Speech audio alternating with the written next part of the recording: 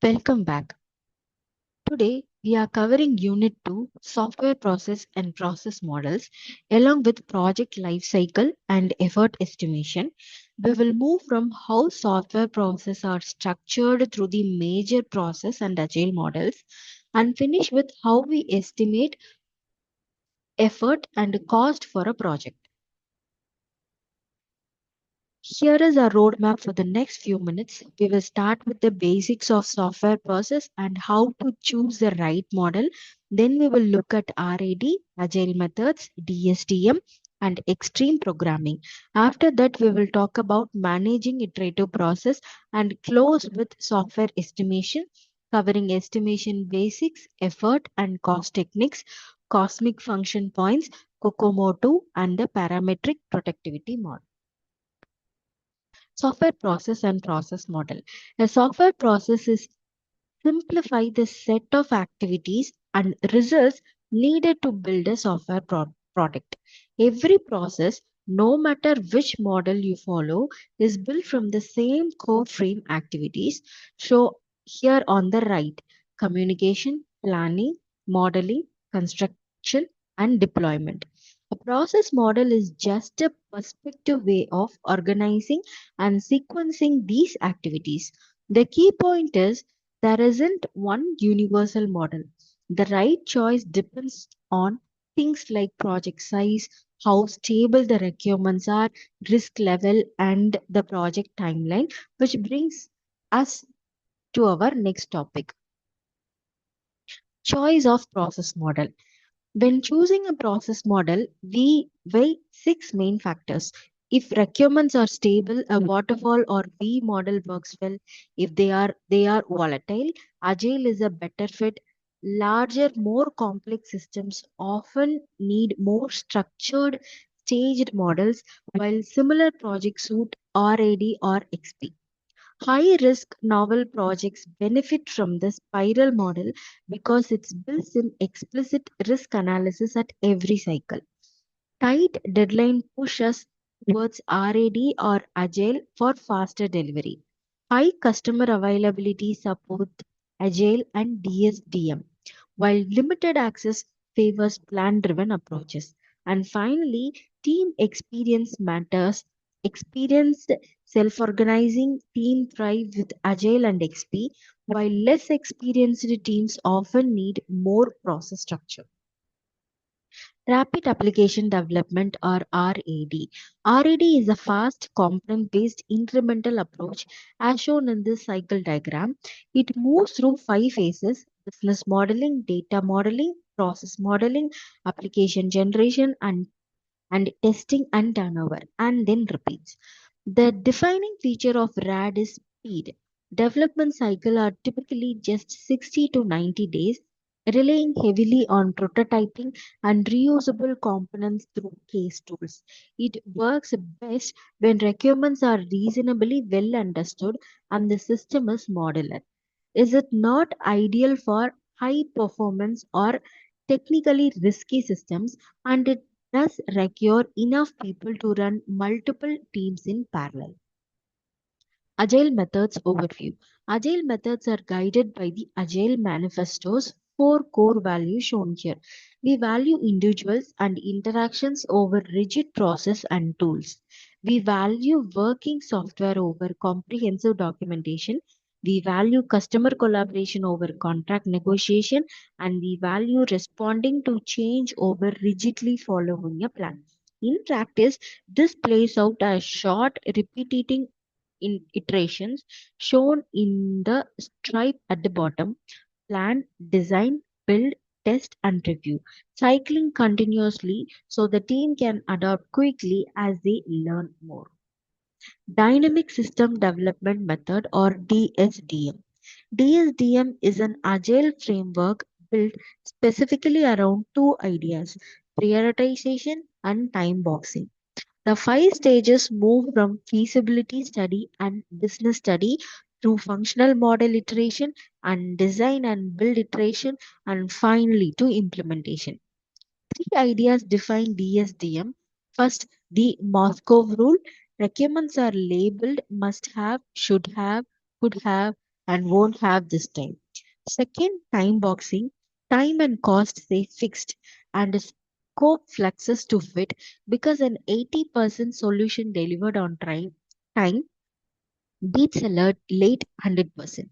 Third, active user involvement. User participate continuously so the product stays aligned with real needs throughout.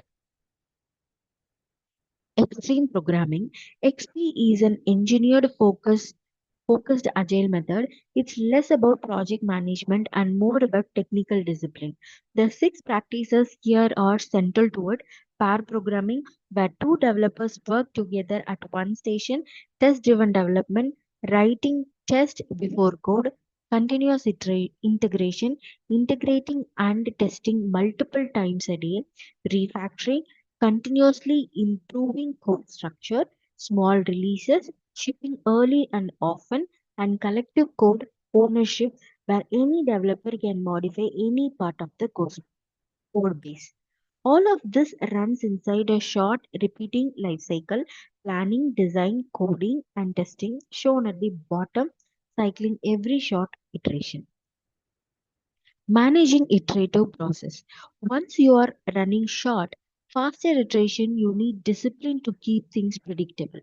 This cycle diagram shows the code loop: plan and iteration, develop the increment, review with stakeholders, and adopt and reprioritize, and then repeat. To manage this well, teams track progress with burn down or burn up charts and velocity alongside short daily stand-ups. Every iteration is time boxed so the schedule stays predictable even as the scope adapts. Team maintain a continuously groomed, prioritize the backlog, hold frequent stakeholders, reviews to catch issues early, and control change through reprioritization rather than heavyweight change request process. Basics of software estimation. Now we shift to estimation. The basic pipeline shown at the top moves from size to effort to duration to cost, each step feeding the next. Size is typically measured in lines of codes, function points, or story points. Effort is measured in person months on person hours delivered from size and productivity assumption. And estimation is genuinely hard. Requirements are incomplete early on. Productivity varies by team, and historical data is often scarce or inconsistent. Effort and cost estimation techniques. There are several established techniques for turning size into an effort and cost figure. Expert judgment relies on experienced professionals drawing on similar past projects. It's fast but subjective. Estimation by analogy compares the new project to be completed similar one. Algorithmic or parametric model like COCOMO 2, where we will see shortly, use mathematical formulas. Function points Point analysis drives effort from functional size measures such as FP or cosmic FFP. Bottom-up estimation breaks a project into tasks and estimates each individually. And increasingly, machine learning based models are trained on historical project data to predict effort for new similar projects. Cosmic full function points. Cosmic FFT measures functional size by continuing data movements into and out of a functional process. As shown in the diagram, a functional process interacts with user and data storage in exactly four ways: an entry when data comes in from the user, an exit when data goes out the user, a read when data comes from the storage, and a write when data goes to the storage. Each single data moment equals one cosmic function point or CFP. The total functional size of a system is simply the sum of all entries, exit, reads, and writes across every functional process. COCOMA 2 model. COCOMA 2, the constructive cost model, estimates effort from size and a set of cost drivers. It's applied in three stages that matches the project lifecycle shown at the top: application composition during prototyping, early direction during early architecture, and post architecture once you are in full development.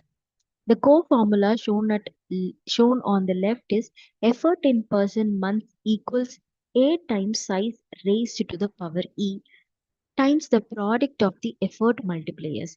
Here, A is the calibration constant around 2.94. Size is measured in thousands of lines of code. E is a scale exponent driven by 5 scale factors, and the effort multiplier, there are 17 of them, captures things like reliable and team experience. On the right, you can see that these cost drivers grouped in 4 categories: product factors, platform factors, personal factors, and project factors. Parametric productivity model. The parametric productivity model is a similar alternative. As the diagram shows, you take the project size in function points or source lines of codes, divided it by a productivity rate drawn from historical project, and that gives you the estimated effort in months. This productivity rates comes from data on similar already completed projects, and the result is often adjusted with the productivity or efficiency factor to count for differences in team and technology. It is simple and faster, but it's only as good as historical data behind it, which is why it is often used alongside COCOMA 2 or FP based methods as a cross check. The key takeaways in the session is process model like waterfall, RAD, spiral, and agile each offer different trade-offs, and the right choice depends on risk, size, and how stable requirements are. Agile methods like DSDM or XP prioritize iteration, customer involvement, and adaptation over rigid upfront planning. Managing iterative process needs discipline, time boxing, backlog control, and frequent stakeholder feedback.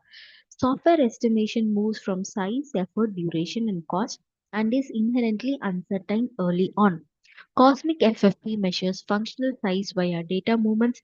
COCOMO 2 and parametric model converts size into effort using calibrated formula.